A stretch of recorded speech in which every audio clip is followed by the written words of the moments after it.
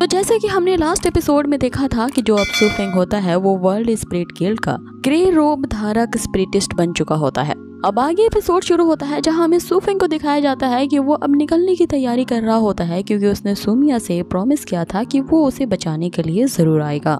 आगे वो अपने मास्टर की सेफ्टी वर्ल्ड स्पिरिट गिल्ड पे छोड़ता है, जिसपे बूजो उससे कहता है कि तुम्हें चिंता करने की कोई जरूरत नहीं, क्योंकि जब तुम अब हमारी गिल्ड में शामिल हो चुके हो कोई तुम्हारा बाल भी बांका नहीं कर सकता, और अगर कोई ऐसा करने की कोशिश करे तो हमारा पूरा इंटायर वर्ल्ड स्पिरिट गिल्ड उसके खिलाफ हो जाएंगे। आगे बूजो जो होता है वर्ल्ड स्पिरिट गिल्ड में शामिल होने के लिए हर एक मेंबर को कुछ स्पिरिचुअल बीट्स दिए जाते हैं, जो कि सबसे बड़ा खिताब सू फेंग ने हासिल किया होता है, इसीलिए उसे 1000 स्पिरिचुअल बीट्स दिए जाते हैं। अब आगे अपने मास्टर को अलविदा कहते हुए सू फेंग वहाँ से चला जाता है। अगले सीन में हम देखते हैं अब हमें शिलोंग सेट के एक एल्डर को दिखाया जाता है जो कि बहुत ही ज्यादा भयभीत था क्योंकि कोई ग्रे रोबधारी यहाँ पे आने वाला था। इवन कि वो इतना ज्यादा घबरा जाता है कि अपने डिसिपल्स को ही डांटने लगता है, ये कहते हुए कि जब उसे किसी व्हाइट रोबधारी का सपना आता था तो वो सपने में ही इतना डर जाता था कि उठते ही अपने आप को थप्पड़ लगाता था। तो तुम लोगों ने क्या डिजास्टर कर दिया कि एक ग्रे रोबधारी यहाँ पे आ रहा है। अब डर के मारे उसकी हालत खराब होती है, ये सोचते हुए कि ये तो सिर्फ छोटा मोटा एक मामूली सा शिलोंग सेक्ट है, आखिर किसने वर्ल्ड स्पिरिट गिल्ड को नाराज कर दिया कि वो हमसे बदला लेने के लिए ग्रे रोबधारी को यहाँ भेज रहे हैं। इतने में सू फेंग अपने व्हाइट ईगल के साथ वहाँ पे पहुँचता है और उसने अपने ग्रे कलर का वो चोंगा भी धारण किया था।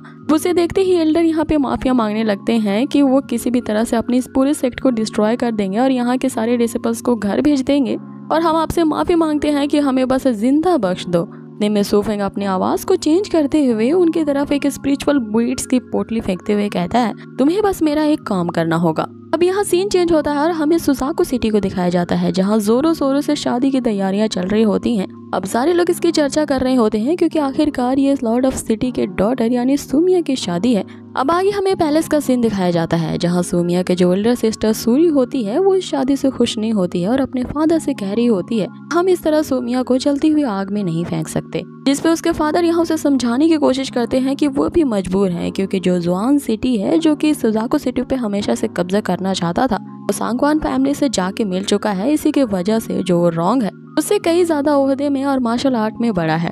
अगर उसने इस मैरिज से मना कर दिया तो वो उसकी पूरी सुजाकू सिटी को ही तबाह कर देंगे और हमारी सुजाकू सिटी के लोगों के लिए सुमिया को ये बलिदान देना होगा। जिसपे यहाँ सूर्य उससे कहती है कि आप हमारे फादर हैं, आप हमें इस तरह से बलि का बकरा नहीं बना सकते हैं। ये सुनते ही जो उसके फादर होते हैं वो जोरदार तमाचा उसके गाल पे जड़ देते हैं, ये कहते हुए कि मैं एक फादर के अलावा इस सिटी का लॉर्ड भी हूँ। हमारी इस इंटायर फैमिली के ग्लोरी के साथ साथ हमें इस सू फैमिली को जिंदा रखने के लिए जुआन सिटी को रोकने के लिए हमें ये मैरिज किसी भी हाल में करनी होगी, क्योंकि उस शांगवान फैमिली को काफी दिनों से हमारी फैमिली के ऊपर नजर थी और उसने अपने मार्शल आर्ट की पावर से भी मुझे सप्रेस कर दिया है ताकि वो इस सिटी के लॉर्ड की पोजीशन को मुझसे हथिया सके।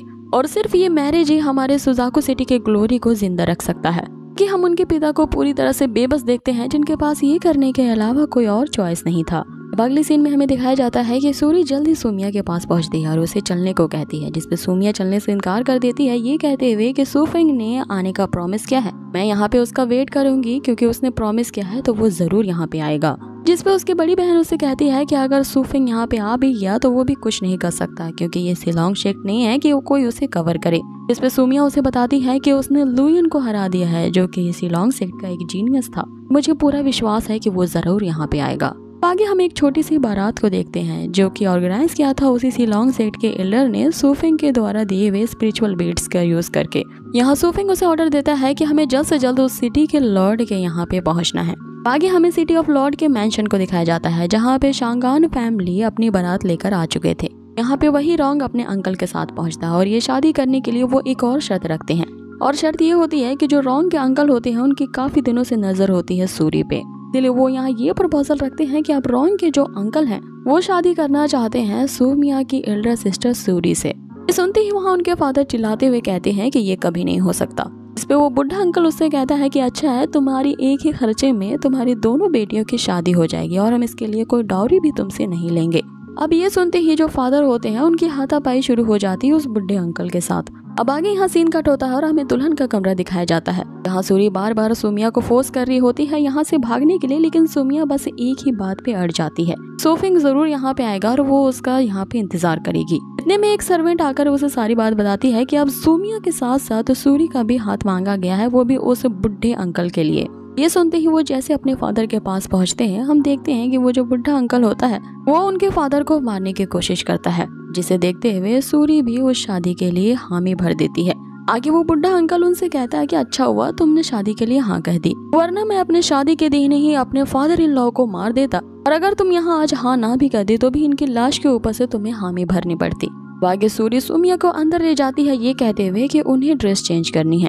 आगे उसकी एल्डर सिस्टर सूमिया को कोई चीज हाथों में देते हुए कहती है, जैसे तुम उन शागवान फैमिली के हाउस में पहुंचोगे इसे तुम खा लेना, इससे तुम बच जाओगी। यहाँ सूमिया अपनी एल्डर सिस्टर से माफी मांगती है, ये कहते हुए कि अगर उसने भाग जाने वाली बात उनकी मान ली होती तो अभी यहाँ पे उसकी बड़ी बहन की बलि नहीं चढ़ती।